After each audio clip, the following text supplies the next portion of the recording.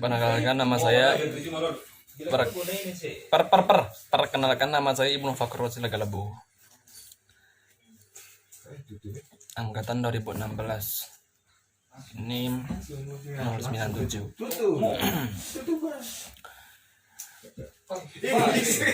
Sebelum kita lebih jauh menjelaskan terkait supervisor administrasi di sebuah organisasi yang berbentuk birokrasi, ada baiknya kita memahami 3 kata kunci secara mendasar agar lebih mudah memahami terkait apa itu supervisor administrasi.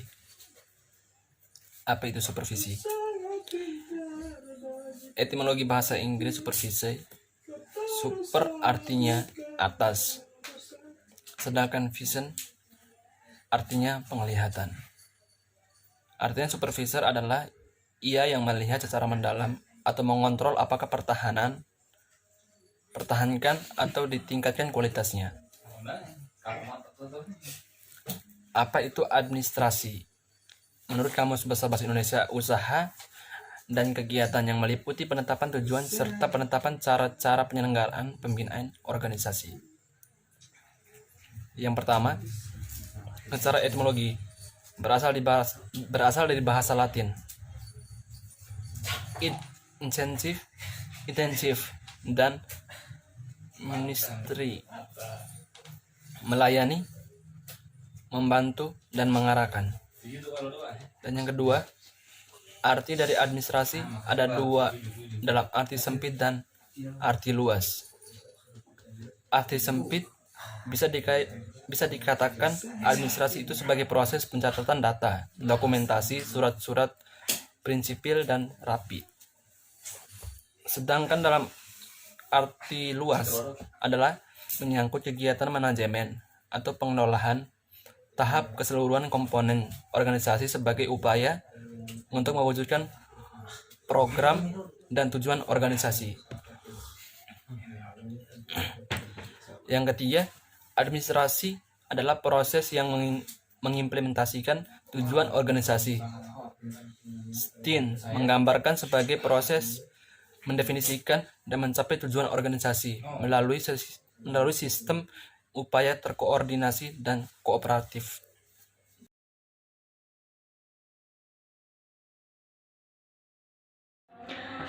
Di sini saya akan menjelaskan tentang tugas dari supervisor. Dalam sebuah organisasi terdapat sebuah komponen yang disebut dengan supervisor. Supervisor sendiri berasal dari bahasa Inggris, yaitu supervisor, yang artinya mengawasi atau mengarahkan. Jadi supervisor merupakan seseorang yang diberikan wewenang atau jabatan untuk mengendalikan atau mengatur suatu perusahaan atau mengendalikan bawahannya.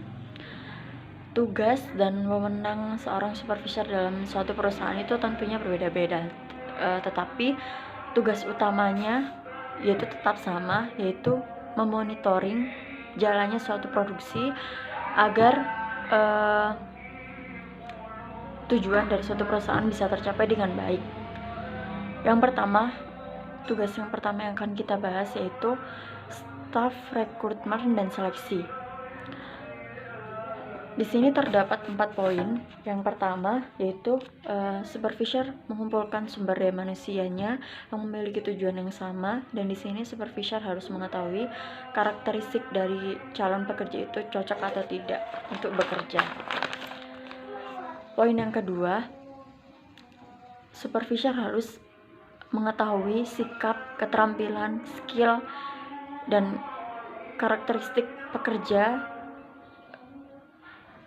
agar dapat nantinya disesuaikan dengan penempatan para pekerja. Yang ketiga, supervisor ikut berpartisipasi dalam melakukan proses wawancara terhadap calon pekerja baru agar dapat ikut serta untuk membangun karakteristiknya juga. Poin yang keempat yaitu selanjutnya supervisi ikut berkontribusi pada proses pengerekrutan. Fungsi ini merupakan fungsi administrasi pengawasan. Sedangkan untuk tanggung jawab perekrutan ditugaskan kepada personalia organisasi layanan sosial. Untuk yang kedua, tugas yang kedua yaitu melantik dan menempatkan kerja. Yang pertama yaitu setelah melakukan seleksi tadi, selanjutnya supervisor melakukan induksi pekerja ke dalam agen tentang identifikasi penempatan kerja yang telah ditetapkan. Jadi setelah melakukan seleksi tadi, supervisi itu melakukan induksi pekerja harus ditempatkan di yang mana sesuai dengan skillnya mereka masing-masing. Untuk poin yang kedua, supervisi bersiap melantik para pekerja baru dengan bantuan manajer kantor atau kantor personalia untuk mendapatkan informasi dan dokumen yang diperlukan dari pekerja baru yang akan dipekerjakan.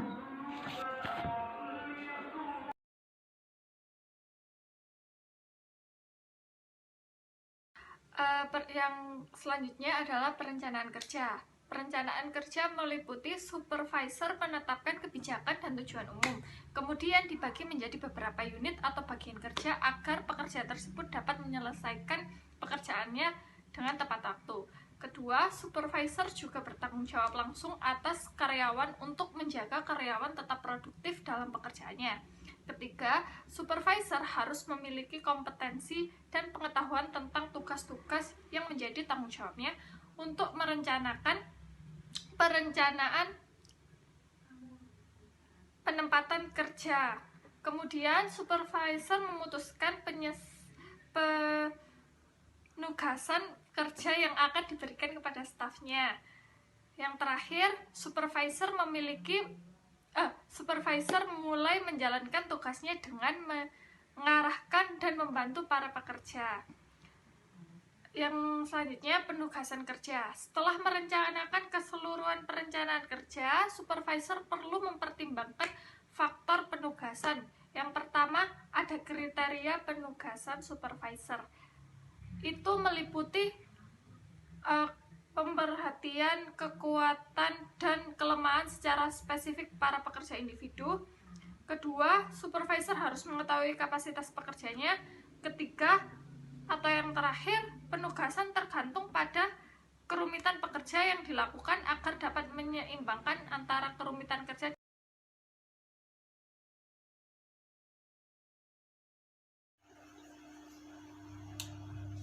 Oke, di sini saya akan mempresentasikan supervisi yang di bagian delegasi kerja, memantau, meninjau, mengevaluasi pekerjaan dan pekerjaan koordinasi.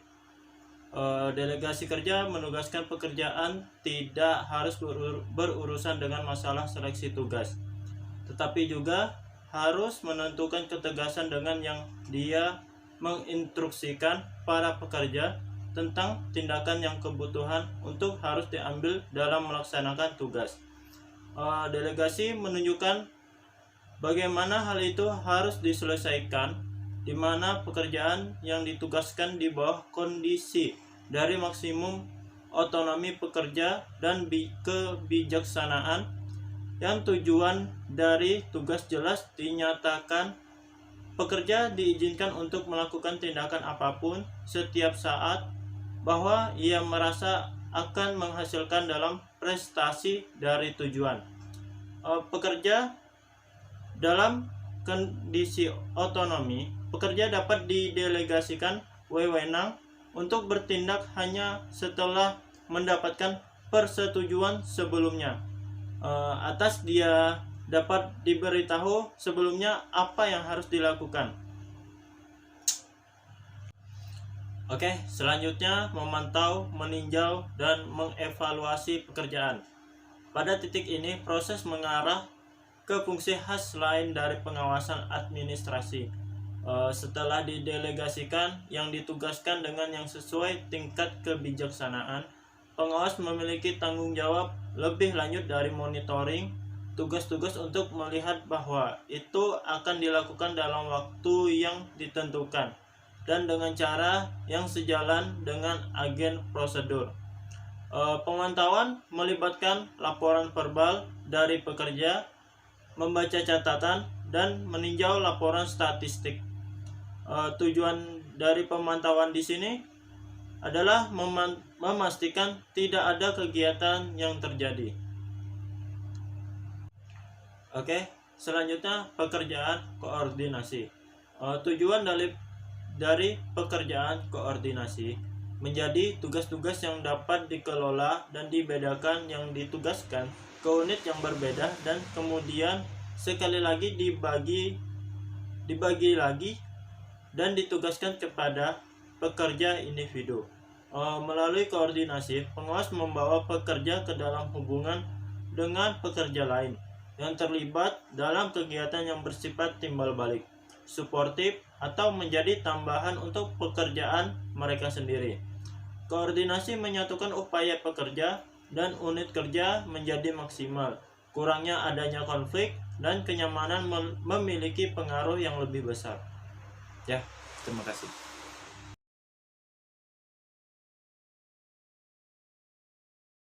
Warahmatullahi wabarakatuh.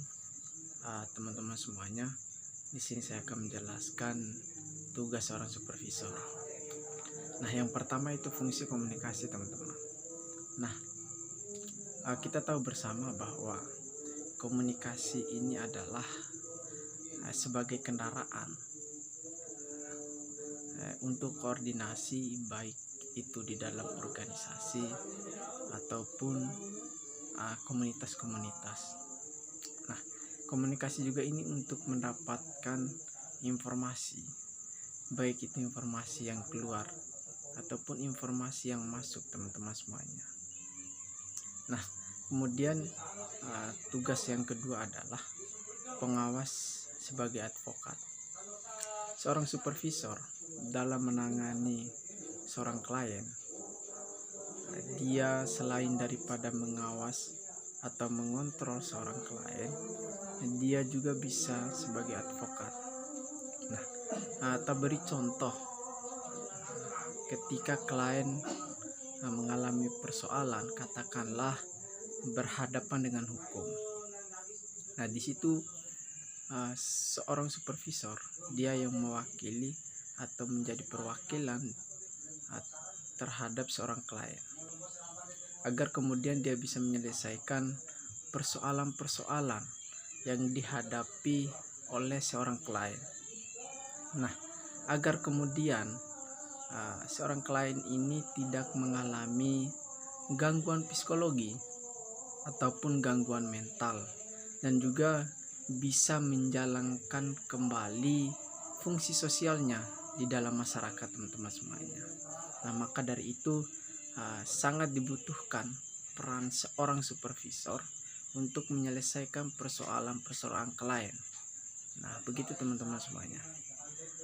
Terima kasih. Assalamualaikum warahmatullahi wabarakatuh.